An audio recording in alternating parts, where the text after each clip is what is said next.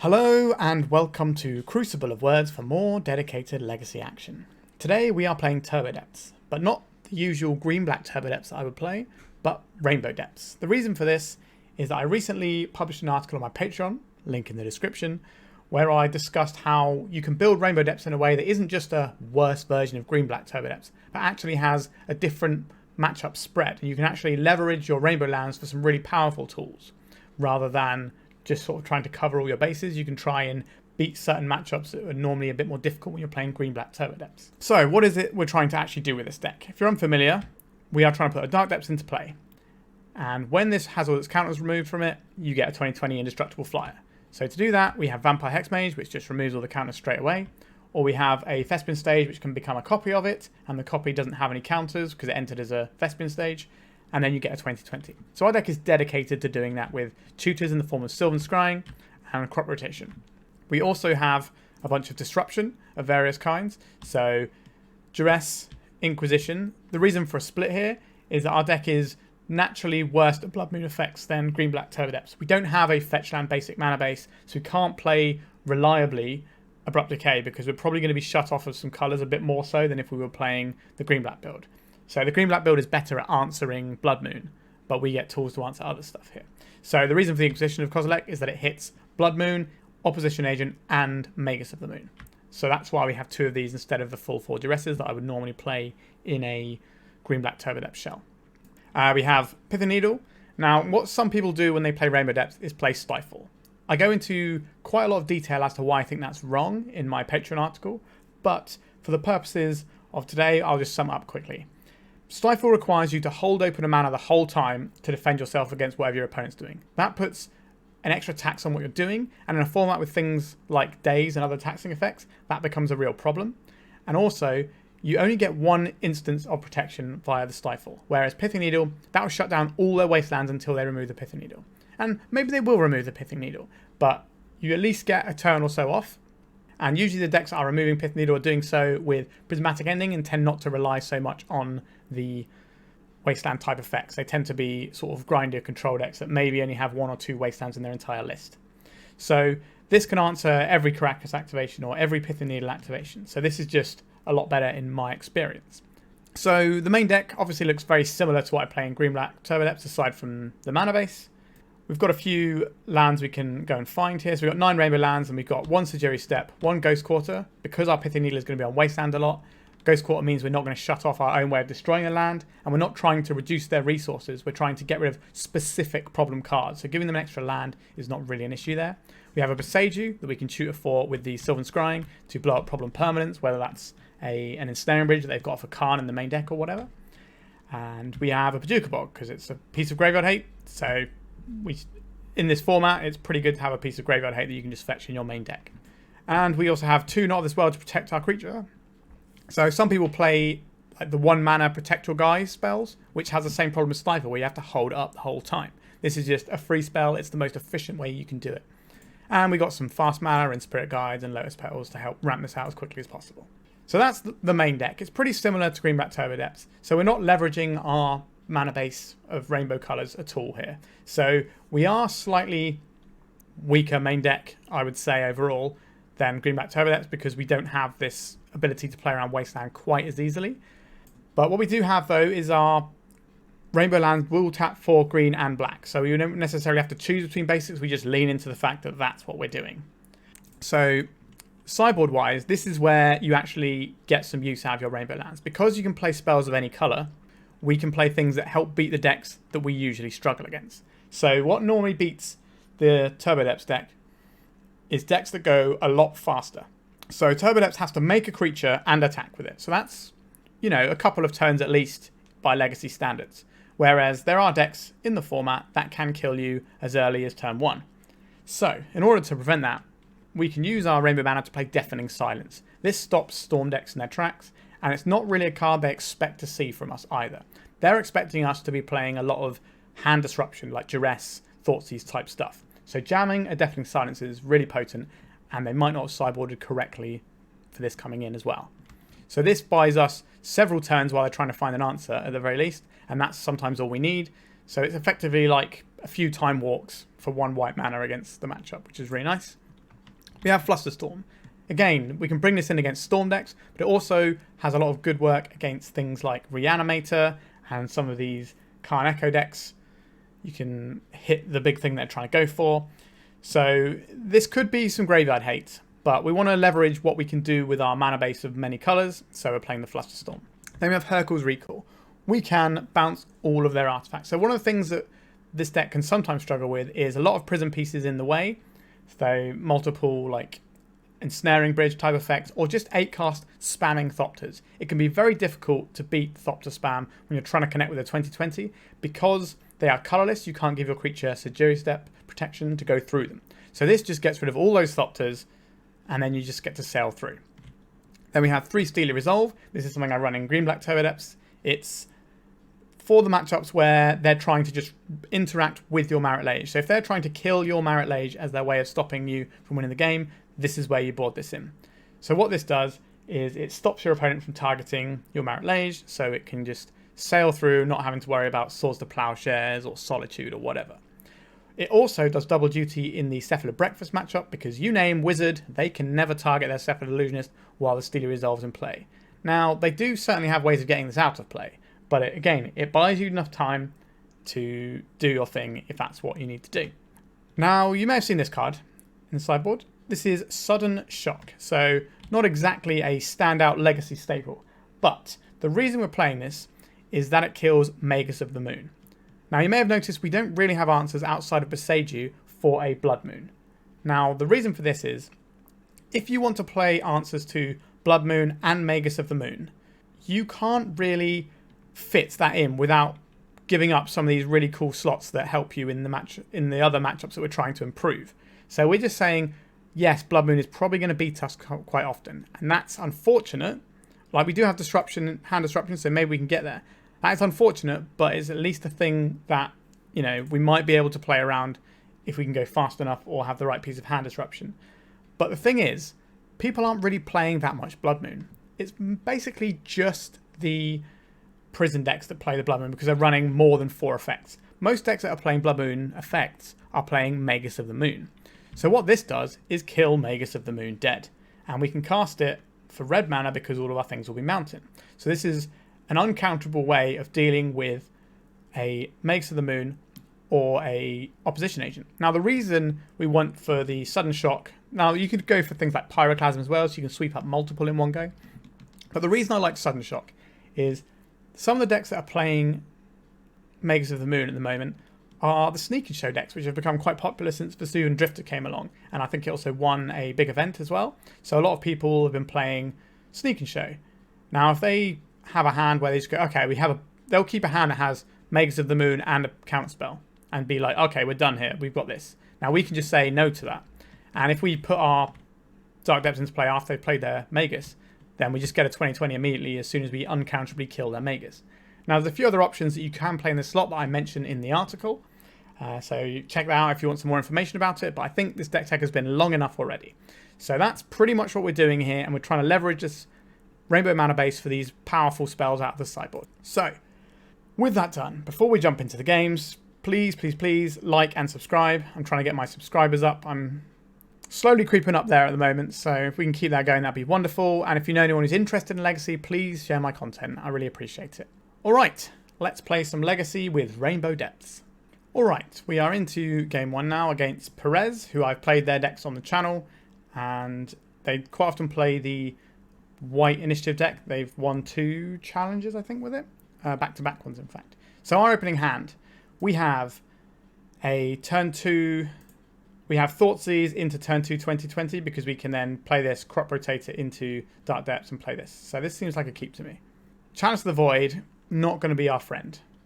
But they might not have it. The Perez build, I don't think runs the Chalice's main, because it runs loads of Chalice of the Void effects. Okay, a Chromox. This looks like they're still on their deck.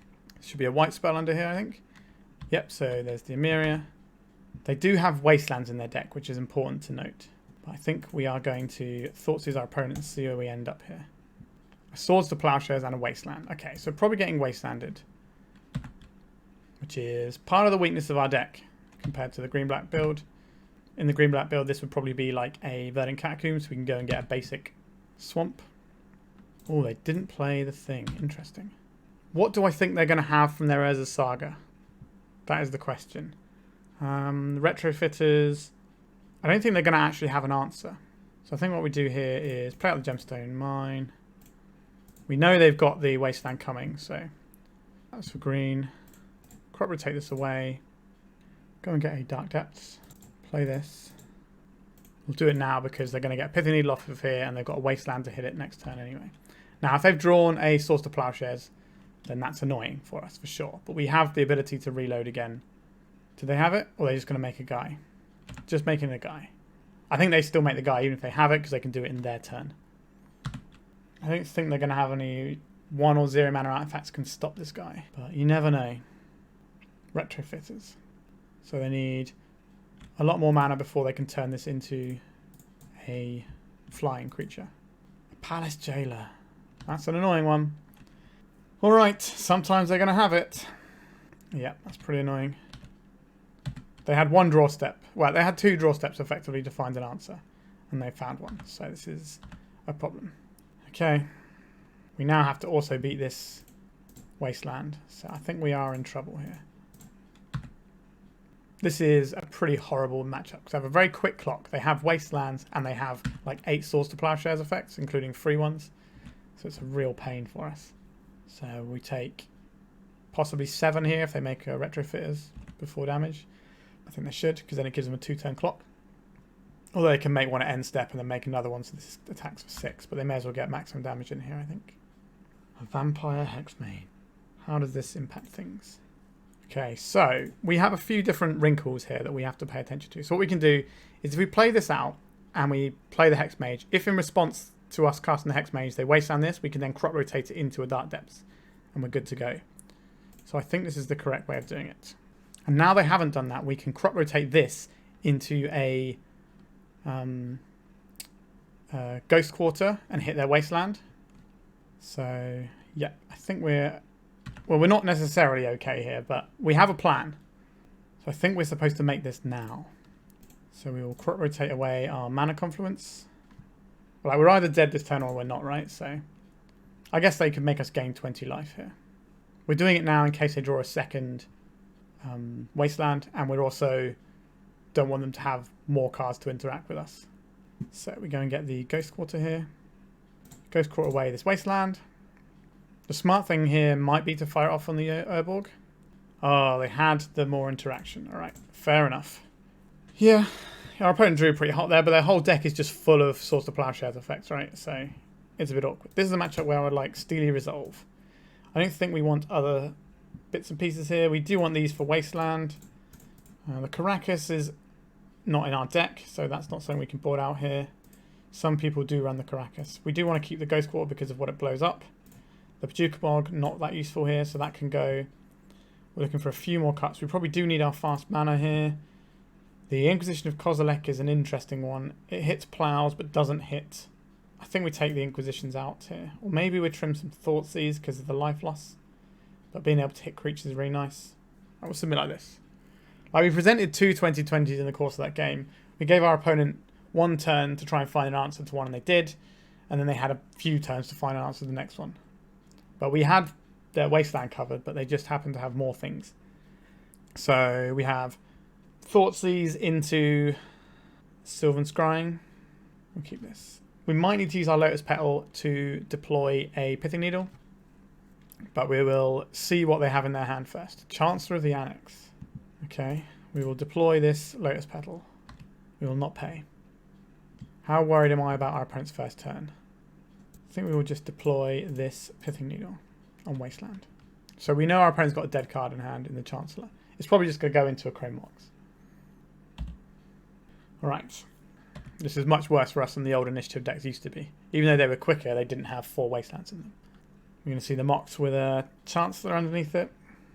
No play. Interesting. So we can get a Dark Depths and make a 2020 next turn. Or we can start Thoughtseizing our way through our opponent's hand. I like the Thoughtseize plan here. See what our opponent's working with. Now, if we need to, we can always use a Spirit Guide for Sylvan Scrying, but we can do that next turn. So we've got Chancellor, Chromox, Solitude. A lot of stuff is what they're telling me here. A lot of stuff. So next turn they can make a 4-drop because of the Chromox. That's a little bit yikes for us. Because Chromox imprints the Chancellor. We could take the Seasoned Dungeoneer and kind of stop them from having any way of like making inroads into this game. I think we have to do that. It's not pretty. We need to find a Steely Resolve or a crop rotation so that we can at least give our guy protection, but they have 2 layers of removal we need to get through. But I think taking the Seasoned Dungeoneer gives us the most time to find that, because Seasoned Dungeoneer kills in like 3 turns. Not of this world. Okay, so that's a piece of interaction we have.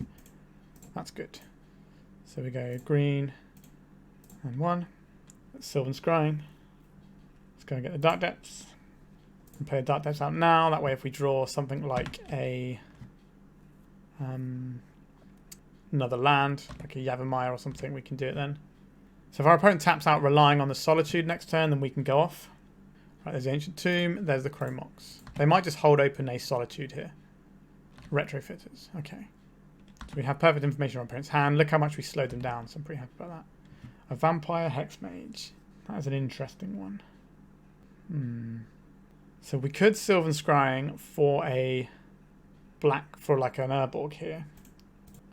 Alright, I think we're going to do this. The Urborg also stops the Mana Confluence from hurting us. So we get an Urborg here. And we can deploy this. And if our opponent tries to kill our Hexmage, we can make the 20/20. And we have the other piece of removal covered here. Alternatively, we can just beat down with this because it will first strike into the Retrofitters. But we need our opponent to tap out on their turn and rely on the Solitude. I don't think they're going to do that. But we at least have an angle into this game. This can make flyer blockers now, which is also pretty annoying. There's a survey. We'll attack it with our first strike. Opponent's got 1 mystery card in hand. So we're looking for Steely Resolve or something else. Okay, so we can attack with our Hexmage. 1, 2, 3, 4, 5. So we can attack with this. So Solitude it, we can make a Dark Depths. So high cast of Solitude. Let's make another guy. We're just on the beatdown plan if we need to be here. Like, our opponent's going to have to commit something at some point to deal with what we're doing. And then hopefully the Not of This World will be enough interaction. I'm pretty happy they wasted that servo token though. So we got 4 crop rotations in the deck. That will help. We've got 3 Steely Resolves. We've got 7 draws that probably win us the game. That's not one of them. Let's go to attacks. We're attacking with 1 or 2. Probably just 1 here, isn't it? They're going to flip this into a flyer. Yeah, we should have attacked with both, I think, actually. So wasted 2 points of damage there. Now they can turn this into a 4/4. We can first strike down the 4/4. But more importantly, this is a flyer blocker, which can be really irritating for us to get through sometimes. Especially a colourless flyer blocker. So this 1 of Retrofitters Foundry is certainly been a little bit irritating for us. Okay, they're untapping. They're going to make a 4/4 now. Okay, don't hate that. We've got some life total to work with. We can always deploy an Elvish Spirit Guide to chump block if we need to. We can now hold the Hexmages back to block this. But obviously our opponent's going to draw more aggressive elements as the game goes on because that's what their deck does. Our opponent having something like Pithing Needle will be very irritating for us. The Chromox. We're just going to imprint. Probably the Chancellor, I would imagine. Oh, sorry, the Chancellor's already underneath one, isn't it? Apologies. It's a Thalia. Okay. So Solitude is coming our way at some point. Yavimaya, Cradle of Growth. That's not the one. This is already tapping them for mana, so it doesn't really matter if we play out the Yavimaya here. It does mean that we can play the Spirit Guide if we want to. We'll cast this for green, green, green. Let's make a little Spirit Guide. So also, if we draw a piece of hand disruption, I think we just hold back so we can first strike down the construct. But we're looking for 4 crop rotation, 3 Steely Resolve, or one of our 5 discard spells still in the deck. I think we've still got 5 in the deck. Right, so made a 1/1 flyer. So this Retrofitters has been super annoying, to be honest. If they didn't have that, I think we probably win the game by now. But obviously they have other threats in there. They have other things they could have drawn instead of this. This is just a particularly annoying one, the way this game is panned out. But that's fine. Okay, so we can block here. Our opponent's got 4 cards in hand. So this is a way we can force out a removal spell. I'm going to Swords to Plowshares my Hexmage. I would quite like to gain the 2 life from this one, to be honest. Got 3 cards in hand. Okay, sure. Let's make our 2020, I guess. We'll take our 2 life on this one. So we can get punished by sorcery speed removal for this. Take 1 here. They can make a servo into a Thopter instant speed as well. Right, so there's a Solitude. Now they can't make the Thopter. So this comes in, they target our guy, we not of this world it. And we bash for 20 unless they've drawn another Swords to Plowshares. They did draw another Swords to Plowshares. Okay. Alright, so we've got some more life to work with, but we will have to get through some Thopter tokens soon. Thoughtseize, a little bit late deck. They got 1 card in hand. I think we save this for when we're getting close to actually making our guy. We can trade the Spirit Guide for the Solitude when the time comes to stop them gaining life over 20. So we need to have them at least dead to a single increment of 20. Right. Yeah, the 4 Wasteland, 8 Swords to Plowshares deck. Bit tough for the poor little Dark Depths player. We'll stop them gaining life repeatedly over the course of this game. You can have that 1 little hit and we'll go down to 27. So we've got a lot of draws. We've got 2 Sylvan Scryings, 4 Crop Rotations, and the Dark Depths themselves. We have this, which is very handy. We can play this out. The question is, are we naming Urza's Saga or are we naming Retrofit? I think it has to be... this is genuinely tough. Like, Retrofit is super annoying. But Urza's Saga represents a much quicker win. I think we just have to name the Urza's Saga, because we can't let them just get some massive guys and just kill us in 2 hits. We get more time this way, but it's not ideal. And we'll pass. Yeah, so we could play around 3 of their things this game, but they had a 4th thing. So we tried to use our Hex Mages to bait out their Swords to Plowshares in the hope that they just go for the extra play to get themselves some more value. But we got a bit punished. Well, I think it was the right play to make. Obviously, that's why I did it. But we could have copied their Saga and start making our own Saga tokens. But our Saga tokens are going to be much worse than our opponents, so I don't think that's a realistic route to winning the game. A Boseiju. That can get rid of a blocker that they hold back, so I don't hate that. I think we're passing again here. They'll probably get a Shadow Spear here, which is another thing we might have to Boseiju. Not necessarily sure they get a Shadow Spear. It might not be in their deck post-board. Sure, you can make some servos. Yeah, if our opponent didn't draw the Retrofitters, we would have beat them down with our guys, forcing them to spend removal on it. So, the margins on this game are pretty tight. Obviously, our opponent's got a massive board now, so it doesn't look like it was that tight, but it was very close to us winning several times in this game. So, alright. 4, 8, 12, 13 damage here. Quite a pickle we find ourselves in. They don't have a lot of servo tokens though, so if we can draw the Marit we might be okay. Boseiju only costs green when you have the Marit in play as well. Oh, this is going to name Thespian Stage is the issue for us now. We can blow this up if we need to. So we might be able to do that and surprise our opponent. But it's going to be hard getting through the Thopters. Yeah, so we are dead on our opponent's next combat step. So we need to find a way of putting a Marit into play this turn. I didn't board in the Hurkyl's Recall because it's normally not that good in this matchup, but it would have looked pretty good in this one. Guess they do also have Esper Sentinels in their deck, but that's not really a thing we care about. So, what do we draw here? A Sylvan Scrying. So we go green, black, Sylvan Scrying. We get the Dark Depths. We play the Dark Depths. Now we can Boseiju something away, but then we die because we don't have the mana to activate this now. Yeah, we're so close. If we had drawn this last turn, we would have won this game as well. Yeah, margins were super tight. Yeah, that was a tough one. You can see why this matchup is a bit of a tricky one. 4 Wastelands. They also have 2 Karakas in their deck alongside the 8 Swords to Plowshares. Sometimes they have like 2 or 3 of the Flickery Enchantment as well. So they have all the things that answer our stuff as well as the Wastelands. Whereas when it was just Initiative Winter, you could play Steely Resolve, and that kind of covered all of their ways of interacting with your 2020. But alas, that's a failure in the book, but let's go to round 2. Alright, we're into round 2. We're on the play. We have a turn 2 2020. I will take that. Let's play this out. We can Inquisition of Kozilek, our opponent. Thoughtseize, Chrome Mox, Khan the Great Creator. Okay.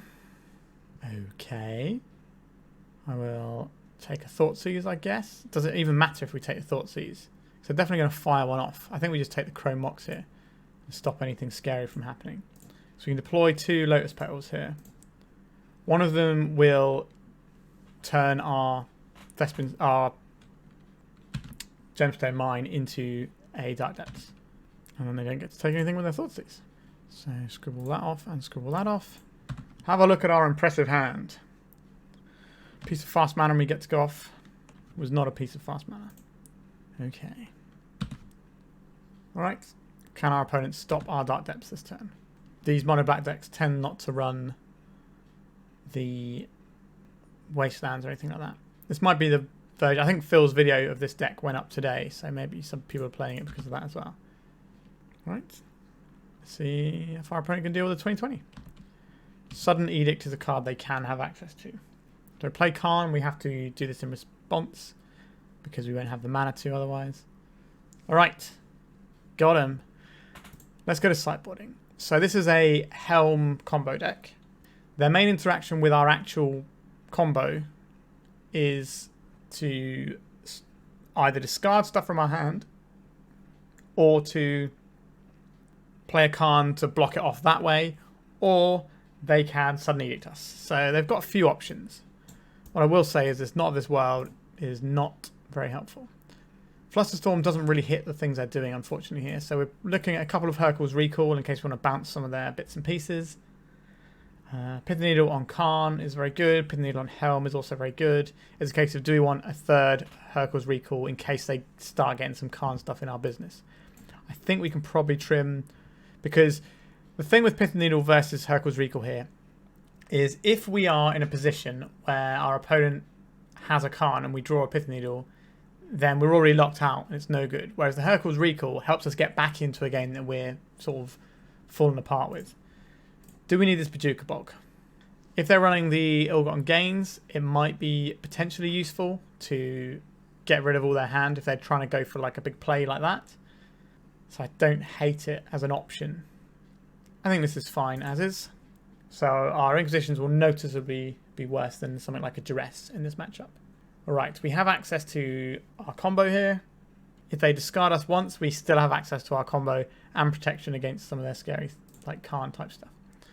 So this is okay. We're pretty cold to Opposition Agent. Maybe we're supposed to have brought in some removal for that instead of relying on the discard. Alright, here comes the grief. Yeah, I think we cut the Bojuka Bog for a sudden shock. Can also finish off a Planeswalker in a pinch. Curious what we lose here. If they've got another discard spell, they'll probably take a Sylvan Scrying. Okay. I don't think they have another discard spell then. Okay, so we'll play out the thing that we can do and pass. City of Traitors. There's going to be a Khan. That's going to shut off our fast mana. We do have an answer for the stuff they find with it. However, they're just going to get Helm now and then they can kill us next turn. And Hurkyl's Recall doesn't stop that. Hexmage can kill Khan in a pinch as well. Helm Obedience. Alright, we need some discard or we're going to die. So we can Sylvan Scrying for a Wasteland. For a Ghost Quarter here. That feels pretty terrible, doesn't it? But that's how we get to keep playing the game. So cast this. Oh, we can't cast this because of the Khan actually, can we? So if we play this one out, they need to have a mana source. I guess we have to check them on whether or not they have a mana source. Not ideal. I think now we want to do this because our opponents, if they can't kill us this turn, they might have an opposition agent or something. But if they have another mana source, we die.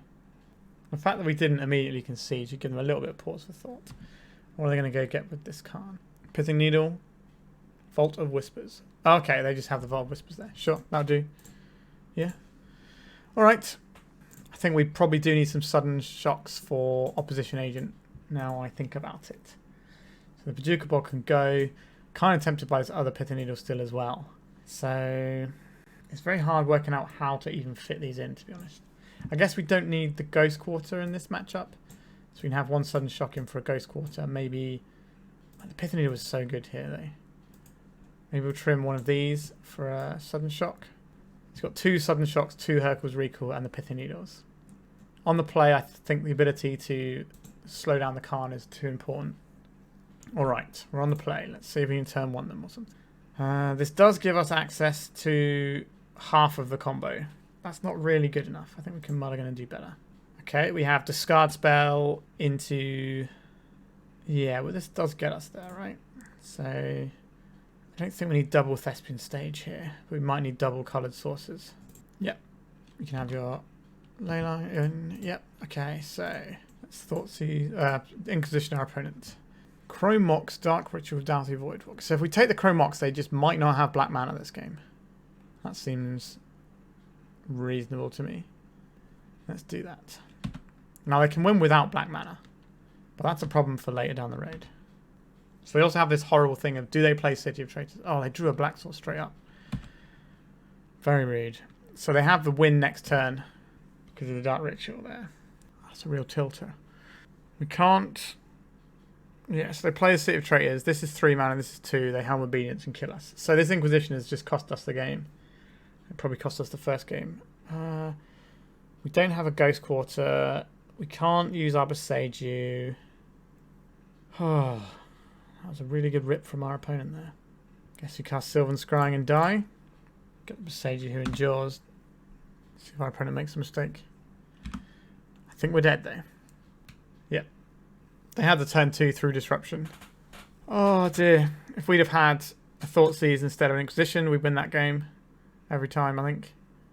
And then we lose, yeah. Oh, God, that was a miserable one. Yeah, that's very unfortunate for us. We are not getting a lot of luck today, but the Inquisition clearly has a downside, and we very much paid for it there. So that's certainly awkward. Let's go to the third match. So our opening hand here on the draw, we can turn 1 Sylvan Scrying for a thing, but then what? I think we can mulligan and do a little bit better than this. Doesn't really look much better, does it? I think we can mulligan again. Okay, this one's probably the best one so far, so we can probably bottom these 2. We're likely to draw another land, and we can always fetch a land out with this. So we'll say done. So we've got Thoughtseize into Thespian stage. If we can find a little bit more juice to squeeze, then we should be alright. Are we supposed to be playing this Pithing Needle, or are we supposed to be playing this Thoughtseize? Misty Rainforest could be a whole bunch of things. I think we're going to Thoughtseize our opponent and just see what we're working up against here. Oh wow, Force of Will pitching Mist Hollow Griffin. So our opponent is Food Chain combo.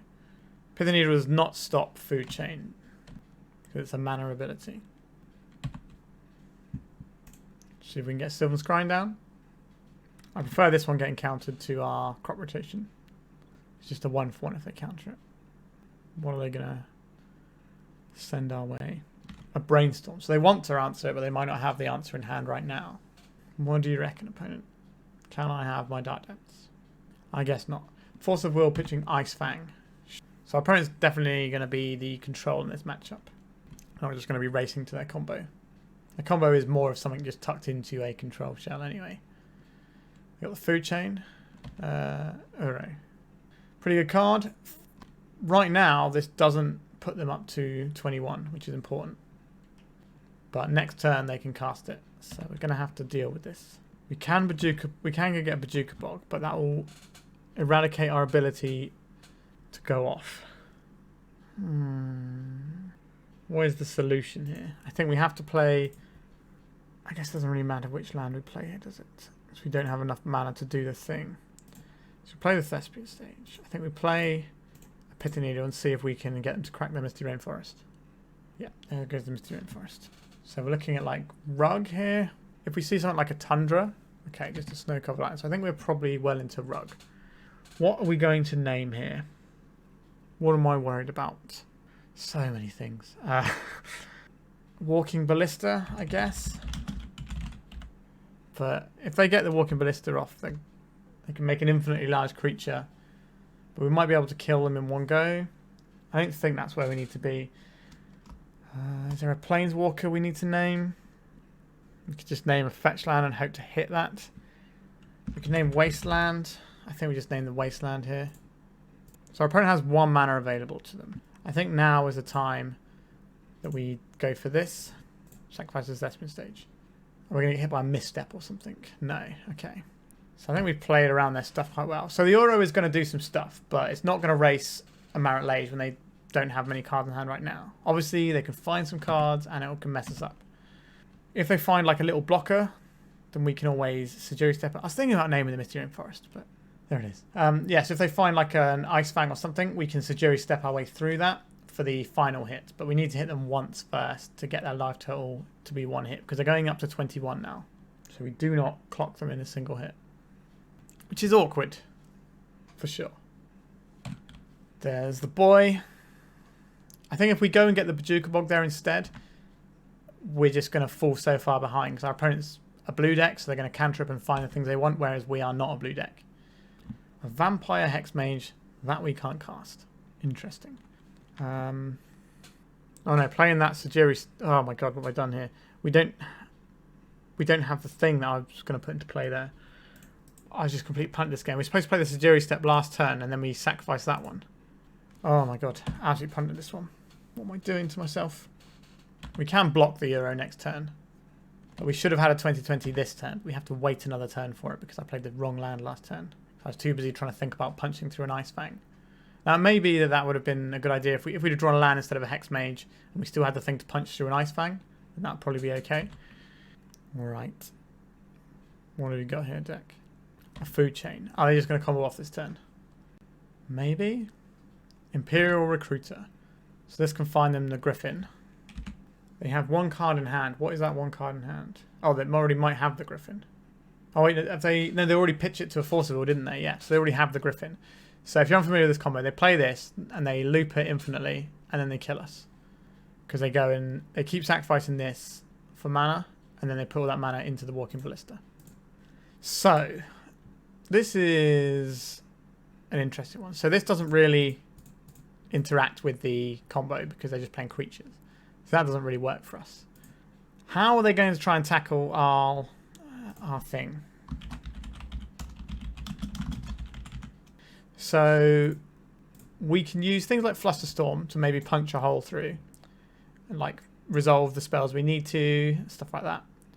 So I don't hate these, and Steely Resolve depending on what they're doing. I don't think they are a Wasteland deck though. The Pithing Needle can stop Walking Ballista. But I think the way we're trying to interact with that is go faster and blow stuff up. So if we trip these out, the Flusterstorm is basically a way of resolving our spells. The Bojuka Bog is good for the Uro. I don't think we need a Ghost Quarter here. I think we can trim that one. Then we have 1 more slot to find. So do we need fast mana here or not is the question. I'll take this Lotus Petal out. I'm a big fan of these Flusterstorms. But I think we need them for things like Petty Theft, which is going to be in our opponent's deck. So yeah, we have an uncounterable 2020, so I guess we keep this. So we have some options here. If we play out the Thespian stage, I think the best thing we can do here is Mana Confluence and the Lotus Petal.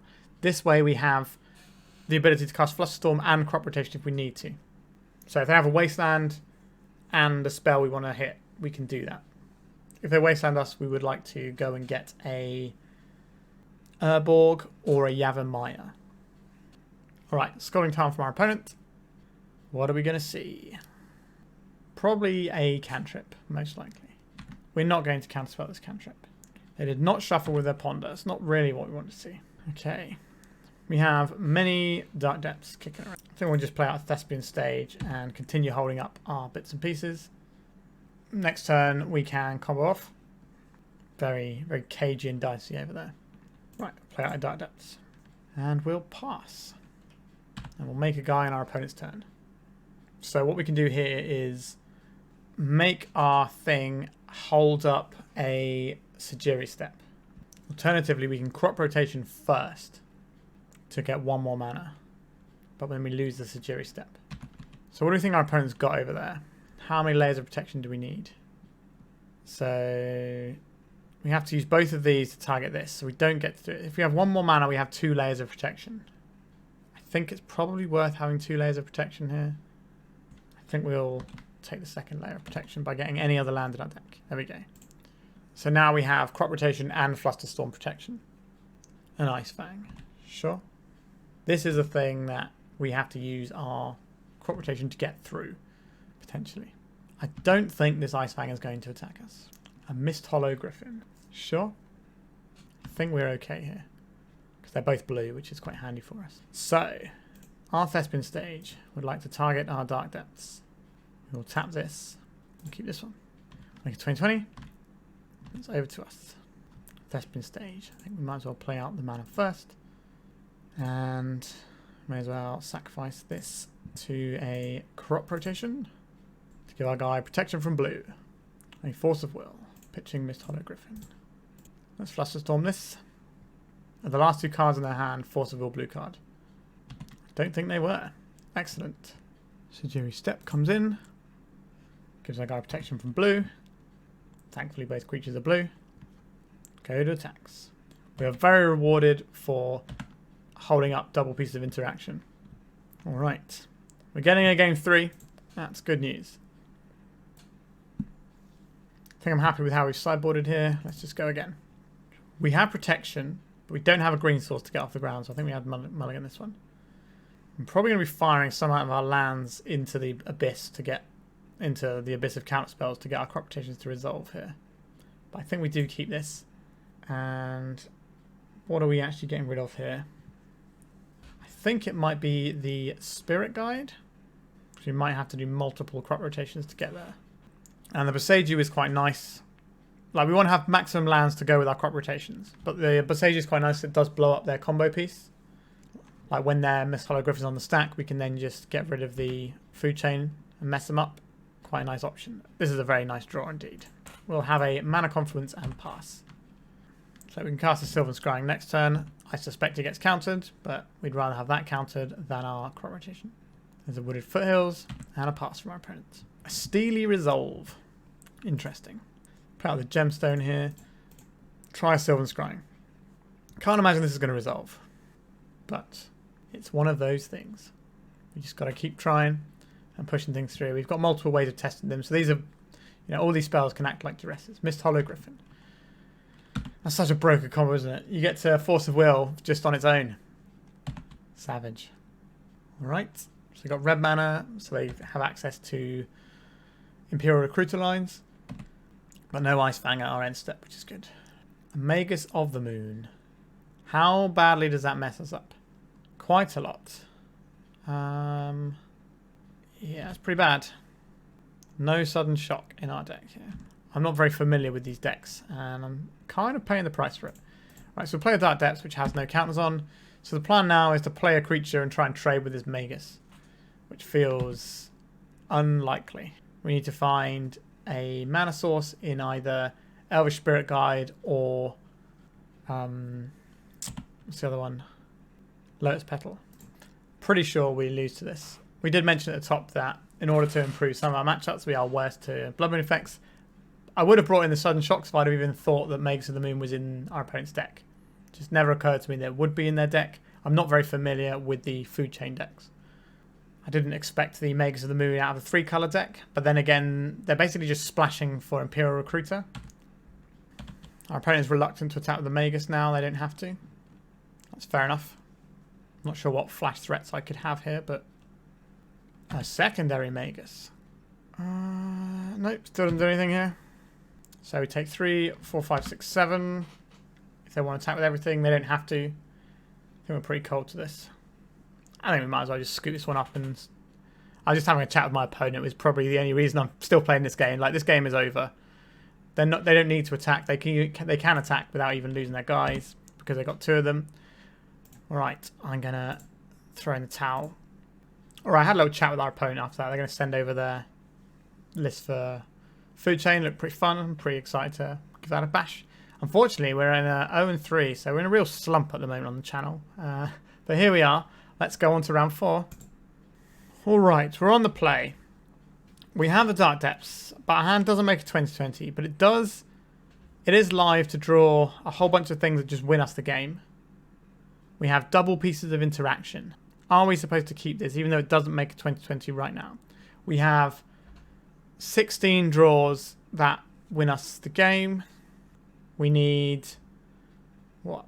So we got 53 cards into our library, so statistically speaking, we should find one by the time we get to 15 cards on our deck. That's quite a few turns. But we have these bits and pieces here. I think we do have to mulligan this one, unfortunately. That would work out some amount of the time. This one can always make a 2020, so I think this is a better hand. Keep this. What are we getting rid of here? I think it's the Boseiju. So we can present a turn 2 2020 if we want to here by using the Elvish Spirit Guide to Sylvan Scrying here. I think that's worth it. It's before things like Days come online as well. We're going to get Dark Depths. Our opponent very much knows what we're doing. So we have Vampire Hexmage next turn, but whether or not we actually roll with that depends on what our opponent does. Our opponent is unlikely to wasteland our Urborg. If they have a wasteland, they'll probably save it for the Dark Depths that they know we have. But we shall see. Razor Tide Bridge. Mishra's Bauble. Okay, this is like a blue-white 8-cast type thing. I think... Who played this on their channel? I can't remember if it was Phil or Brian played this on their channel. I think it was Brian, or Bosch and Roll, you probably know him as. Okay, let's make a guy. You got a force of will over their opponent? They do not. Alright, that was something. So, our opponent playing Razor Tide Bridge. Hurkyl's Recall here is probably going to be quite good. I can't really remember what the payoffs were here. Deafening Silence can really slow down these decks too, if that's the thing we're interested in. Pithing Needle can name things like Emery. I'm trying to remember what the payoff in this deck was, why it was running white. Is this Shorakai maybe? I can't remember. I'm not going to look it up. So Bojuka Bog will have some text here. Ghost Quarter can take things like the Saga out. So I think we are looking at... So one of the issues is Otawara. That is going to be a problem for us. And if they have white, they might have some amount of ways of destroying our creatures. I think I'll trim a couple of Pithing Needles. And I'll... Tricky. Maybe it's just a third Pithing Needle. Just go all in on these Hurkyl's Recalls. We could always trim some of the fast mana, but we might need that to get in above it all. Alright. Maybe some more of what our opponent's playing will come back to me. I'm playing a right weird selection of decks today, which is interesting, but it doesn't really work for how sort of fine-tuned our sideboard is, really. So what are we looking at here?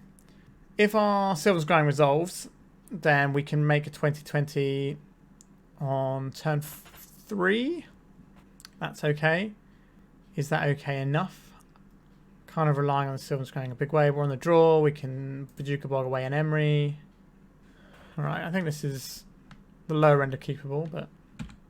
Razor Tide Bridge. Another Thespian stage. I don't think we need to be doing anything with our Sylvan Scrying right now. I think I'll just play out this Thespian stage. Just let our opponent know what we're about.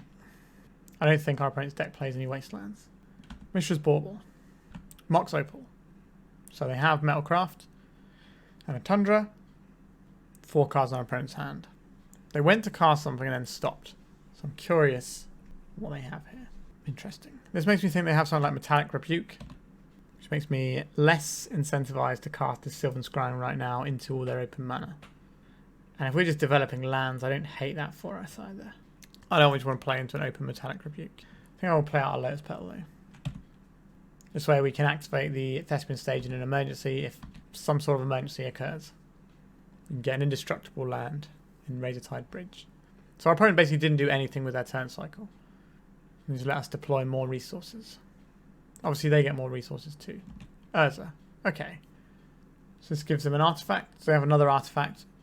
If they do, then they can play a Metallic Rebuke.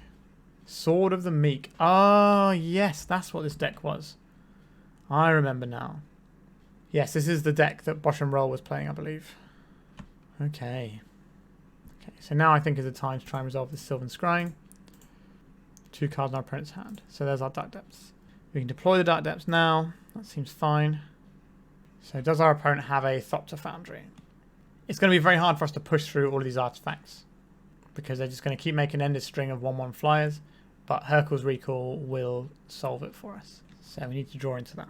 I think we need those Pithing Needles in to name the Thopter Foundry to stop the combo. But as of now, they have no flying blockers. I need to find the Thopter Foundry to get them online. Peculiar selection of decks I'm playing today. It's fun though, it's nice seeing things like Food Chain and Thopter Foundry. I'm a big fan of the Thopter Foundry combo. I've had a list rattling around in my Mox field for a while.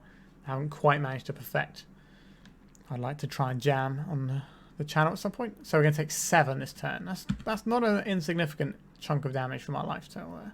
They could have equipped the Sword of the Meek to give it an additional 1 damage. I don't really think that helps them too much though.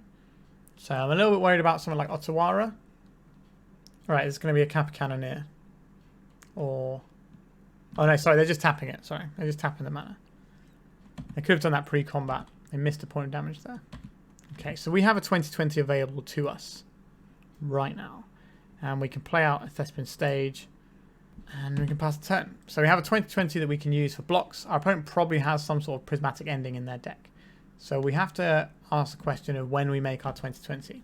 If we have a Source to Plowshares, we'll gain the 20 life. So we can basically afford to take this hit for 7. I don't think it's worth gobbling up this token as much as I really want to. If they have an Otawara, then sure. But we can play around one of the things they might have right now. An Emery, that's fine. That doesn't stop us. What are they milled? We'll get some more information here as well. Thought Monitor. So they have Otawara mana open. We can't be Otawara, so we shouldn't really try. I don't think this 1 point of life is going to make much of a difference. Alright. Otawara beats us. How many do you have in your deck? Letting us go to our turn is interesting. I think Otawara in the end step if you can. Because now we've untapped, we have things like Crop Rotation that we might have in our hand to protect it. It's not really the one, is it? Let's go to attacks. See if our 20/20 gets there. I'm not sure it will. There's the Otawara. Yep. It's pretty sad. So this turn we play out a Gemstone Mine. And I think we're incentivized to use our Lotus Petal here just to save a point of damage. Because they're attacking with 1 power creature, so this might be relevant. So this can stop the Emery from attacking, and it can chump block the big guy. So we're looking to draw another Dark Depths or a Crop Rotation. Hurkyl's Recall will buy us some time. A Prismatic Ending on our Hexmage is game over. Alright, we're getting a little bit bodied by some of that stuff, but that's okay. Pithing Needles. How would we like these Pithing Needles? Our opponent has very few ways to interact with our creature once it's in play, I think. So I think the Knot of this World is going to be better than trying to jam these Steely Resolves. But what would we want these Pithing Needles to be? I think we can probably trim a Lotus Petal. Dark Depths, Bojuka Bog, Ghost Quarter. How much do we care about their Urza Saga? I think I'd rather have a Pithing Needle. It kind of answers Urza Saga another way. I don't know if we can fit in another Pithing Needle here. Alright, we'll submit. Hopefully on the play will be a little bit better for us. Okay, what have we got? We have a turn 2 with protection kill. Okay. And if that fails, we can then go off with Sylvan Scrying or Crop Rotation. So, don't mind the spot. Would have loved a discard spell to go along with this, but can't always have what you want. Next turn we make the big guy, hopefully. And hopefully Not of This World will be enough to keep it alive. Now, the Vampire Hexmage is probably going to eat something like a counterspell. That's not unexpected at this stage. A Pithing Needle. That's interesting. Then we go for it here because we have the protection. Oh, wow, we're just in, aren't we? Okay. So they're going to need something like a Brazen Borrower here. A Tundra. Staff of the Storyteller. Okay. This is a chump blocker. We can Crop Rotate our way through it. Let's make it 20/20. That's over to us. I would like to find... well, it's naturally drawn to Sejiri Steppe would be okay. So we can Crop Rotate to try and win the game now. Aether Spellbomb is a thing that our opponent can have here, which is kind of annoying. So let's deploy this Pithing Needle first. Aether Spellbomb. I think we're better off protecting this rather than going for the win right now. Is that true? That did look like it just resolved straight away. I think we have to lose the Urborg here. Oh no. Oh no, they didn't trick me. Good. Sejiri Steppe. Checked our guy from white. Alright, we got around. Okay, it's taken us a little bit too long in this lead to get a victory, but we've been on a razor's edge of winning so many games today. And we finally managed to get a match in the books. Alright, not so terrible. Let's go to the final round and see if we can get the 2-3 for a few little play points back. We're on the play for the final round. Our opening hand can find our pieces, but it's a touch on the slow side. I think we can do better. That is better. That is way better. We'll keep this. One of these cards has got to go back. Probably has to be the Spirit Guide. Let's Duress our opponent. Force of Will, pitching to Fairy Time Raveler. Interesting. What are you trying to protect over there, opponent? A Ponder. So they could have just had a hand with like no lands in, and they were hoping the Ponder would get them there, and they didn't want to lose their Ponder because they wouldn't just be able to play the game at all if that happened. That's certainly a possibility.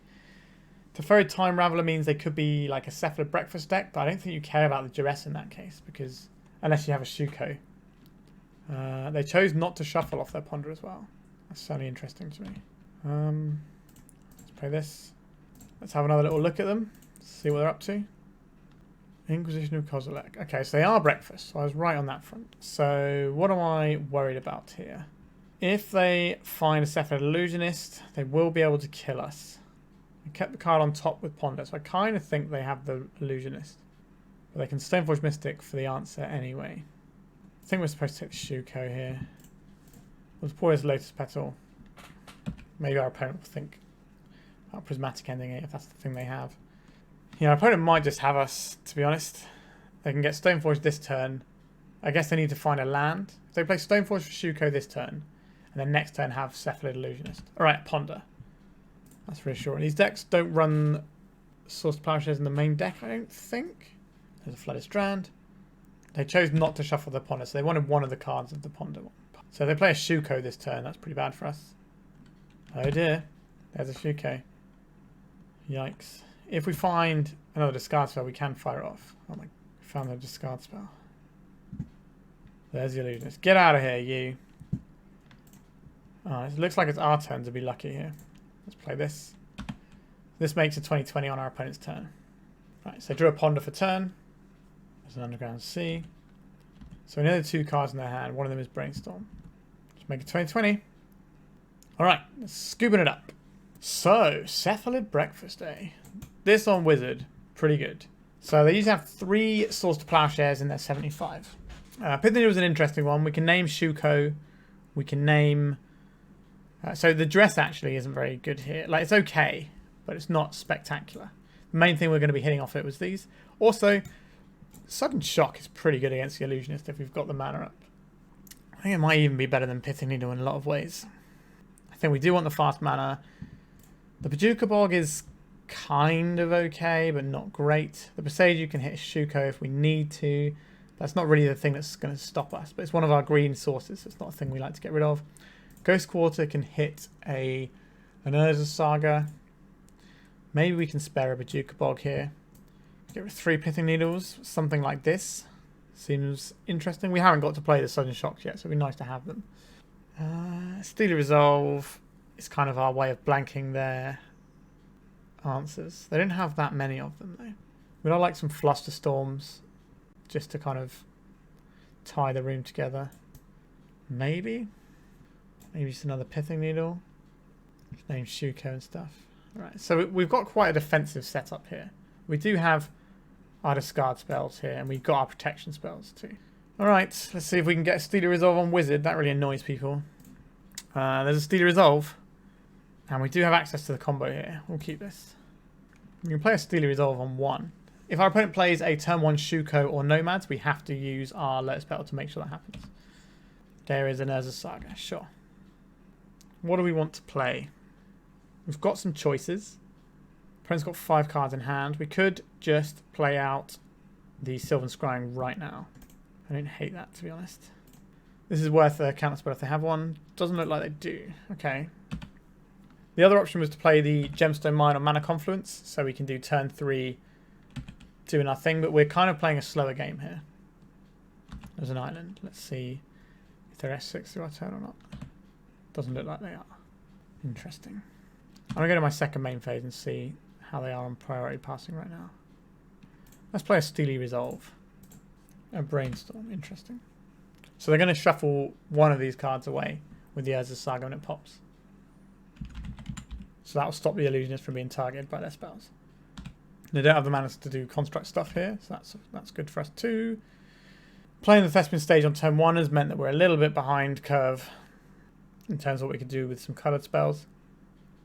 There's a Tundra. There's a Stoneforge. Sure. This is going to go get the Cauldron if they have one. Shuko. Okay, maybe they don't have Cauldron, they're just going to be on the Shuko beatdown plan. Not the strongest plan known to man.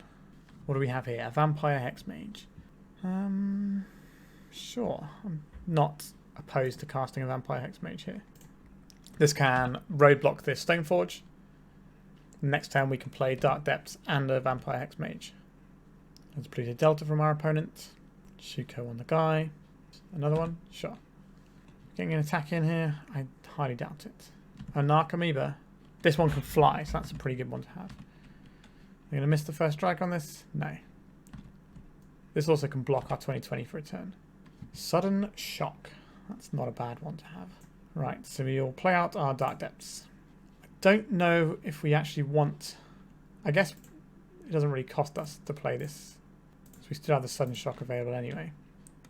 We will not be attacking here because they can double block. Although if they do want to double block, we do get to take the Narc Amoeba out.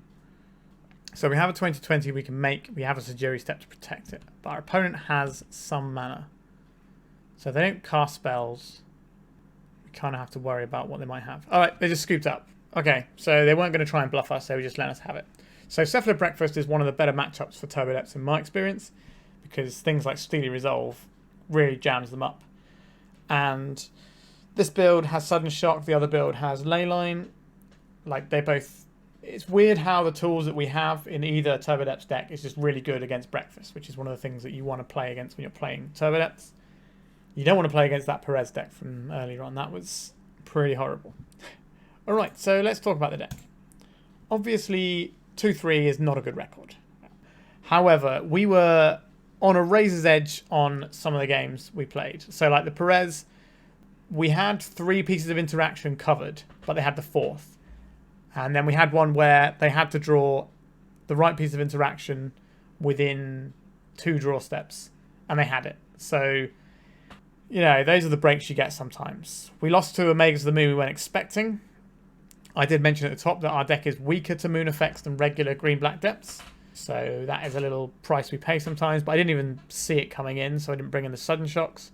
But if we bring in the Sudden Shocks, then our deck is also sort of weakened and diluted in terms of what it can accomplish. But I think probably bringing the Sudden Shocks would be fine there. It does a similar thing to Sejiri Steppe sometimes, of getting rid of the creature so you can attack through anyway. So I think getting the Sudden Shocks in, if I'd have known better about the matchup, I would have had them. The Mono Black Helm deck was also pretty brutal. We took their only black source, they immediately drew a black source so they could turn to us. Maybe we're supposed to take the Dark Ritual in that situation, but if we take the Dark Ritual, they have 4 mana available on turn 2, because they had the City of Traitors. Oh, sorry, 3 mana, yeah. They would have had the City of Traitors and the Mox. So if we'd have taken things slightly differently, we also got jammed up by the fact that we drew our Inquisition instead of one of our other 6 discard spells, so we couldn't hit the Helm from their hand, and they just managed to roll us. So the margins we lost the game against Perez on the mono white deck and the margins we lost versus the mono black deck were very slim, and like one slight point of variance the other way, and I think we win those games. But them's be the breaks. And against the Rug Food Chain deck, I was just bamboozled by them having the Magus. We got them with the Flusterstorm that they weren't expecting, and then they got us with the Magus. So I guess it all works out fine. And they sent me a deck list. I'm going to play them on the channel soon as well. I'm not very familiar with Food Chain. I've never played the deck myself before. I played Food Chain Goblins, but I've never played like the Mist Hollow Food Chain deck. So a little bit of my inexperience of what that deck can bring cost us there.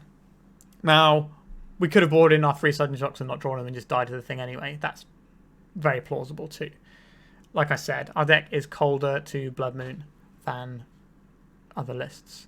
So like Green Black has 4 Abrupt Decays and it's got basics to find it, fetch lands to find your basics.